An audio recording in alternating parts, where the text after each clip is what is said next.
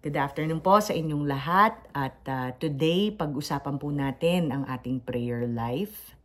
I think na it's time na mag-evolve na ho ang ating prayer life from yung tipong prosperity prayers, yung tipong dasal lang tayo ng dasal kay God to give us prosperity, financial abundance, mga material na bagay.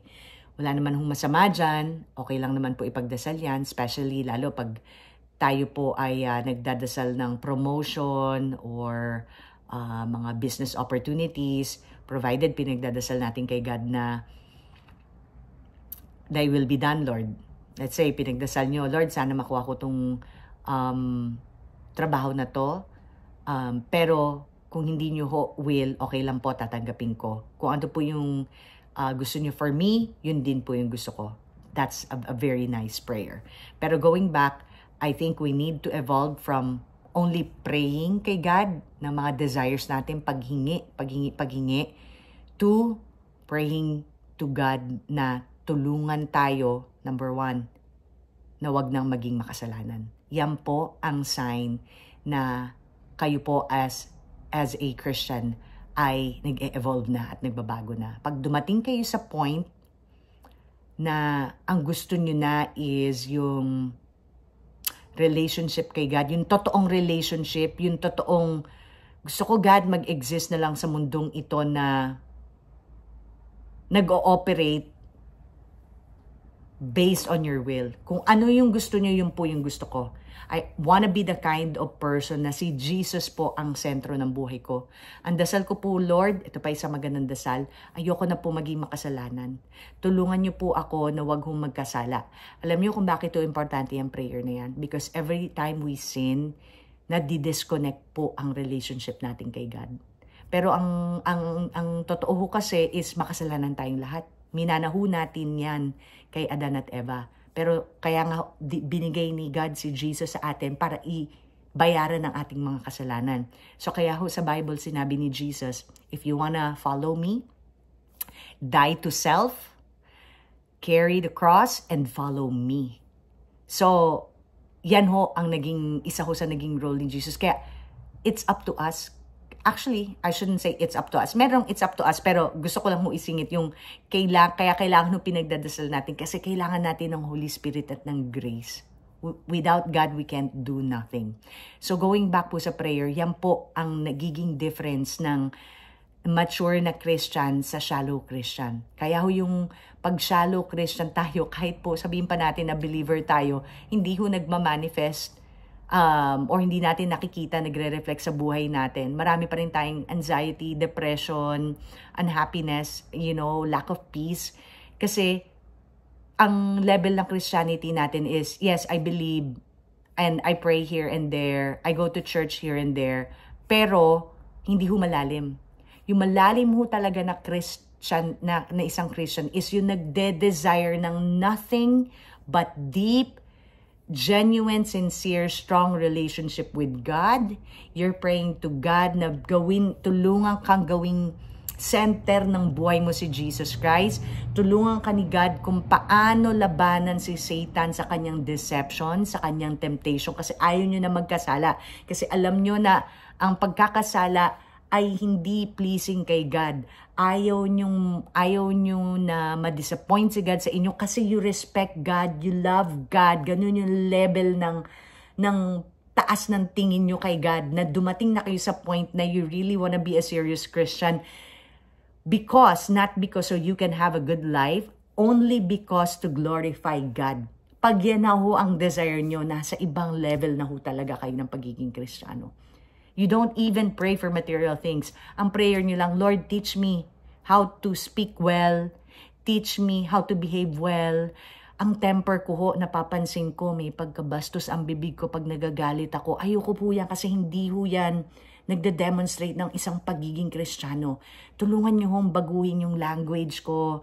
Tulungan nyo ho na nakikita ko ho may tendency ako mainggit sa kapwa ko, sa kapatid ko, na may tendency ako na mag-judge ng mga tao. Ito, may tendency po ako sa addiction, sa kung anong bagay, sa bawal na gamot, sa pornography, sa shopping, sa food. Gusto ko hong tulungan nyo ko kung paano ko maging excellent Christian. And I can't do this without your grace, your Holy Spirit, and your help, O Lord. Pag yan na, ang desire nyo, talaga nasa ibang level na po kayo, mga kapatid. And that is the best feeling. It's a process, hindi po ako perfect. Ako din po, no? Kaya makasalanan, nakikita ko talaga yung side na yan sa sarili ko, yung flesh na meron tayo. Pero that is why we need to keep praying to God. Please, please, please, Lord, strength, grace, para malabanan yung mga temptation, yung aking side na makasalanan. Kasi, yun nga ho, ang gusto nyo lang is to glorify God. You trust Him. You always just want to glorify Him. You always just want to please Him. So, yan po ang difference ng prayer life ng shallow na Christian na, God, bigyan niyo po ako ng ganito. Sana po mangyari po ito. Sana po matuloy ito. Sana po makapag-travel ako. Sana magkaroon na po ako ng love life. Sana po makuha ko itong job promotion na ito. Versus like someone na, God, ayoko na maging makasalanan. Tulungan niyo po ako kung paano ako maintindihan ng Bible. Tulungan niyo po ako paano maging excellent Christian. Tulungan niyo po ako kung paano mag-submit sa inyo. Tulungan niyo po ako na wag na maging makasalanan. Yan po ang kaibahan. At yan po ang talagang makikita niyo na sign na nag-iiba na ho talaga kayo.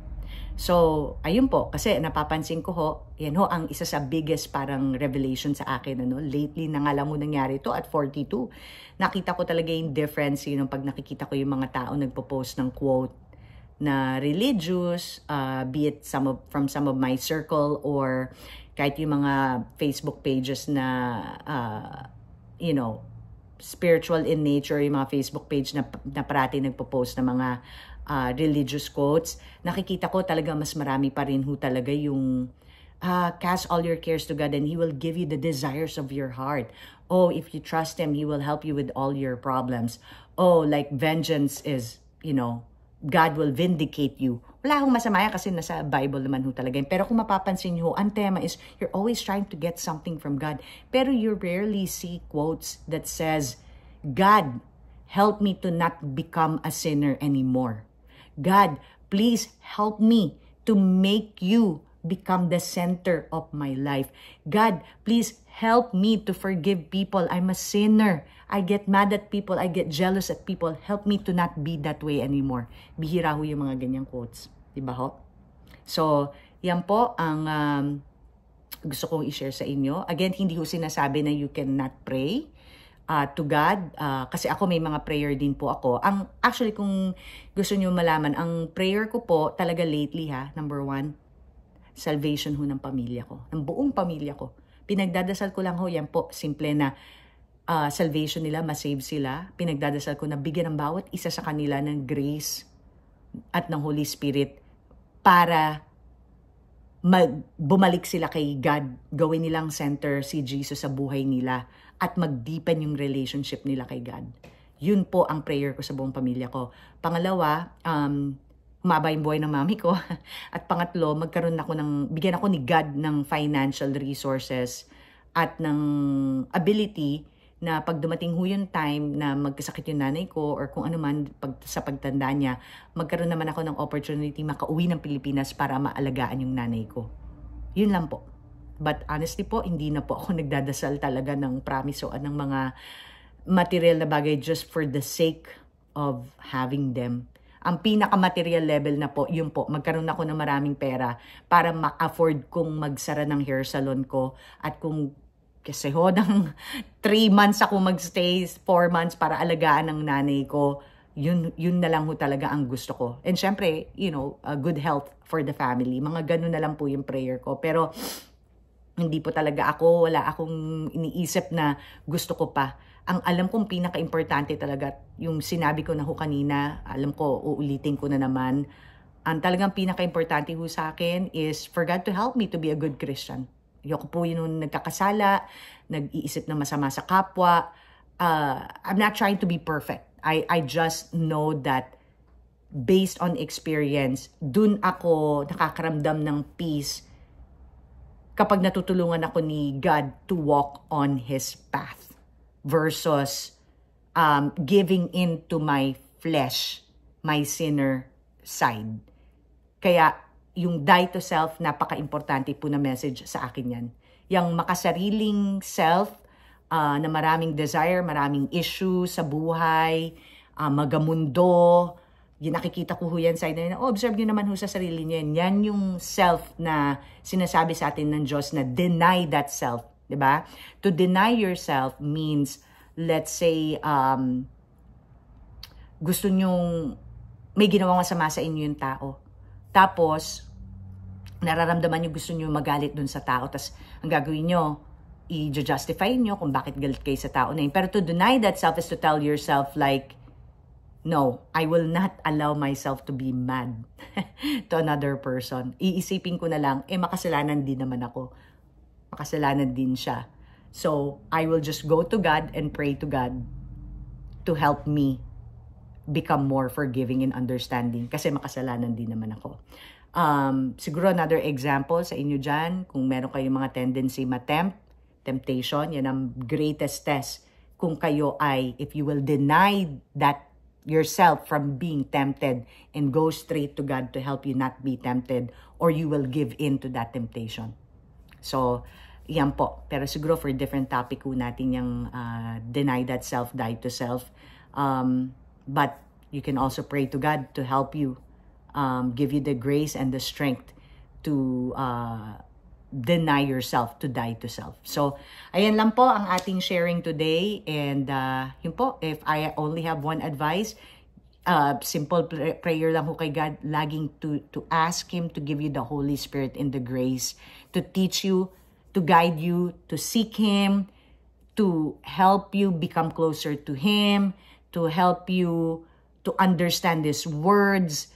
Kumbaga, ipakita nyo talaga kay God na ang dinidesire nyo, siya lang. And alam nyo na you cannot do it on your own, that you need Him to help you. Yes, you need to pray to Him na mapalapit kayo sa Kanya. Yan po ang isang secret. Hindi ho yan by your good works na gagawa kayo ng maganda. You know, you're not saved because of your good works. Yan po ang isa pong natutunan ko rin. It's not because nag-charity kayo, masasave na kayo. It doesn't work like that. That's also nice. Pero to be saved, you have to pray to God to save you. So, ayan po. Okay? Sana po helpful sa inyo. And yun lang po. Maglilinis na ako ng bahay. Thank you po. And mag-ingat po kayong lahat. And God bless you.